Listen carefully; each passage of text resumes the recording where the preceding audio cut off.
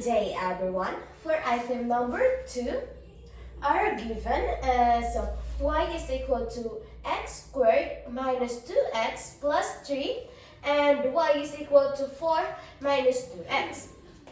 Our goal here is to sketch a graph, points of intersection, the shaded region bound, and solve for the area.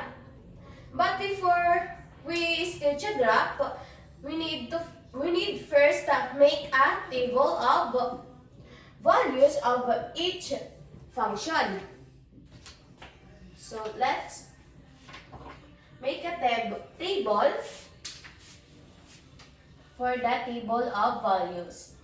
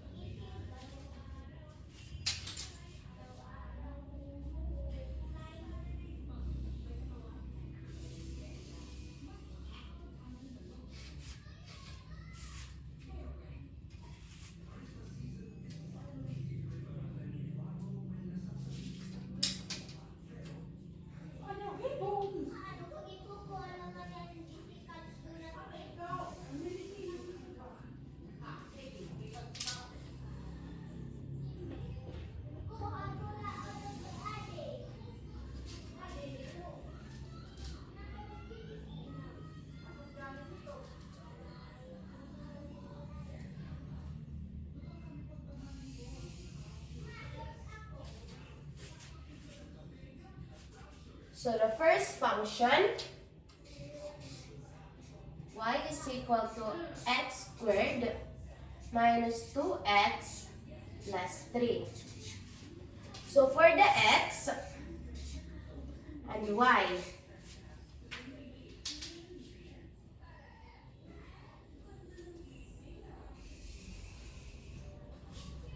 so we let the x, so we assume, so negative 2, negative 1, 0, 1, 2, 3, 4. So the value of y, we substitute this function for the value of x. So so negative 2, x squared minus 2, negative 2 plus 3 is 11. Same process at the rest. So for negative 1 is 6. For 0, 3. For positive 1 is 2. Positive 2, 3. For positive 3, 6. 4 for 11. Now let's move on for the second function. So y is equal to 4 minus 2x. So we let x, y. So we assume, so 0, 1, 2, 3, negative 1, negative 2. So for the value of y, we substitute the value of x for the given function. So for the 0, we have 4, 1, 2, for 2, 0, for 3, negative 2, for negative 1, 6, for negative 2, 8. Since we have already the table of values of the two given function, let's move on for so we can make a sketch for a graph. So let's make a graph.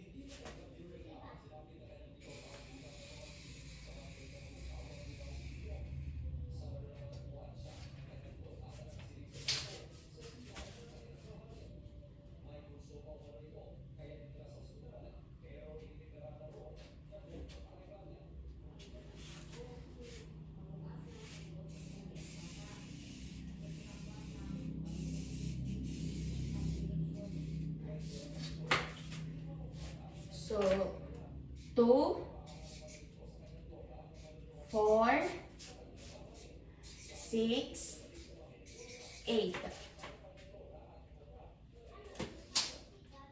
2, 4, 6, 8, 10.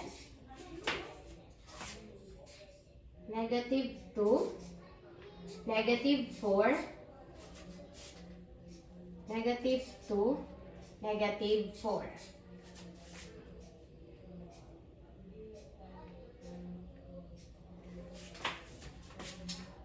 For the y-axis, for the x-axis. Now let's label it from these values. So negative 2, 11. Negative 2, negative 2, 11.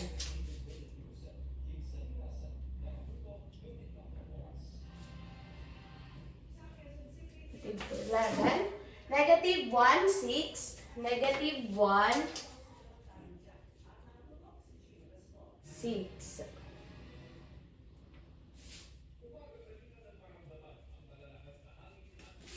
Zero, 3, 0, 3. Then 2, 3, 2, 3.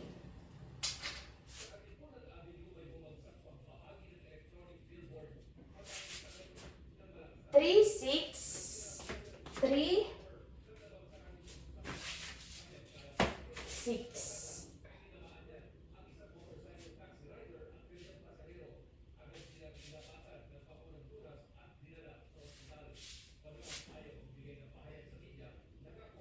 6, 4, 11. So 4, 11. 4, 11. So 1, 2, 3, 4, 5, 6, 7. 1, 2, 3, 4, 5, 6. 1, 2, 3, 4, 5, 6. Negative 2, 11. Negative 1 to 6. 0, 3.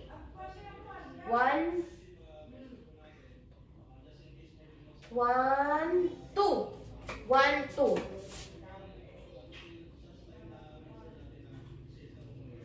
Now, let's connect it all. Let's connect. Four.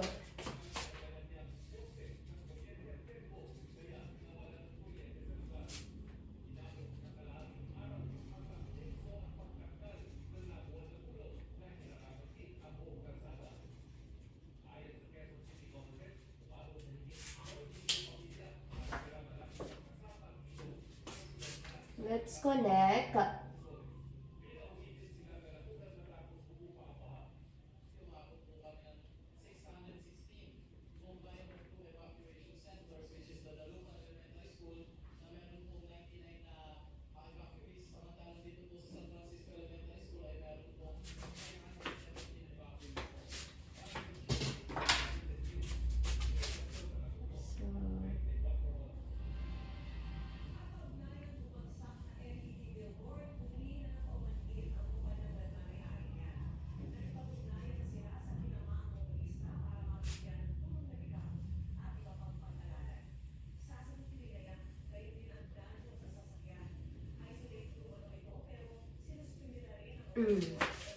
Okay. For this is for function y is equal to x squared minus 2x plus 3. Now let's move on for the function of y is equal to 4 minus 2x. Now let's label it. So 0, 4, 0, 4. 1, 2, 1, 2. 2, 0, 2, 0. 2, 0, 3, 3 to negative 2. 3 to negative 2.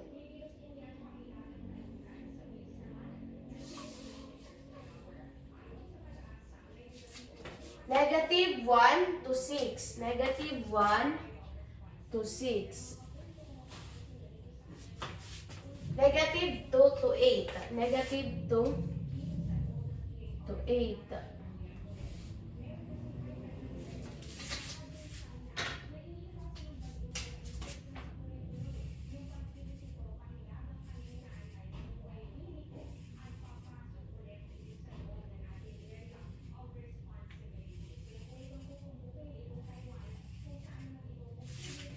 So 1, 2, 3, 4, 5, 6. 1, 2, 3, 4. 1, 2, 3, 4, 5, 6. Now let's connect it all. So 8, 6.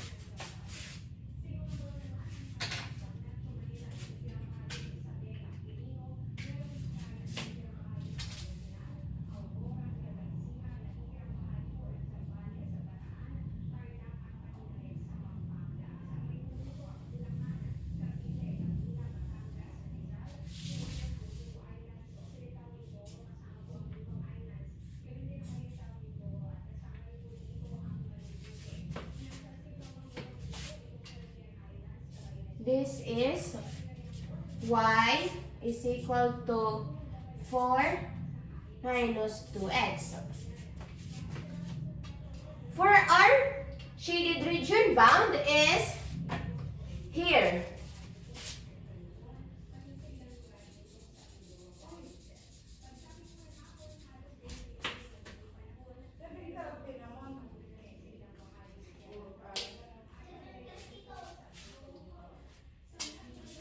Now let's move on for the points of intersection. We will equate the two functions. So x squared minus 2x plus 3 equal to 4 minus 2x. Then let's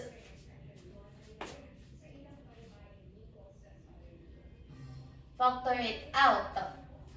So x squared minus 2x plus 2x plus 3 minus 4 is equal to 0. Now let's move it by terms. So it will be x squared minus 1 is equal to 0. Then we will factor it out.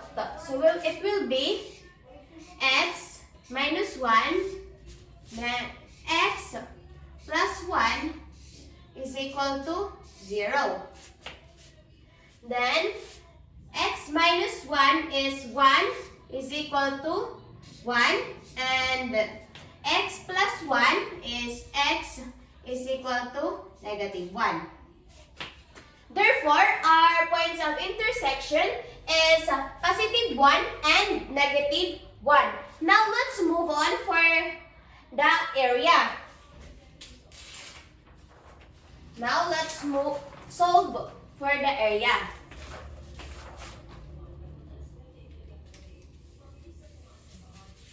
So, for the formula of area, we have A is equal to integral of upper function minus the lower function.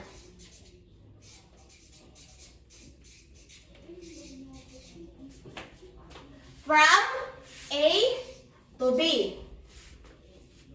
Now let's equate it. So integral of, for the our upper function is 4 minus 2x. So 4 minus 2x minus the lower function, which is x squared minus 2x plus 3. X squared minus 2x plus 3 dx from negative 1 to positive 1. Now let's simplify the integrand. So it will be integral of 1 minus x squared dx from negative 1 to positive 1. Then, let's integrate it. So, bracket x minus 1/3 x cube from negative 1 to positive 1. Then, let's evaluate it from negative 1 and positive 1.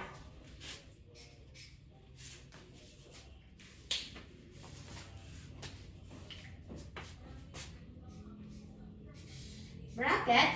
So, for the x is positive 1 minus 1/3. For the x, 1 cube minus bracket from negative 1 minus 1/3 minus negative 1 cube. So let's simplify. So negative 1 minus 1/3, 1 cube minus negative 1 minus 1/3 minus negative 1 cube is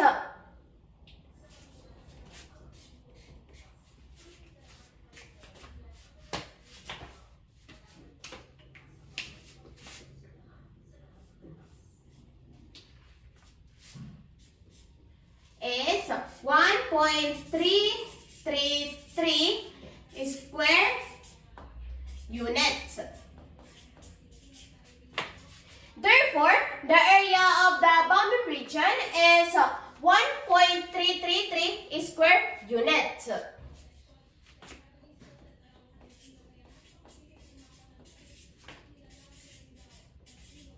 The area of the bounded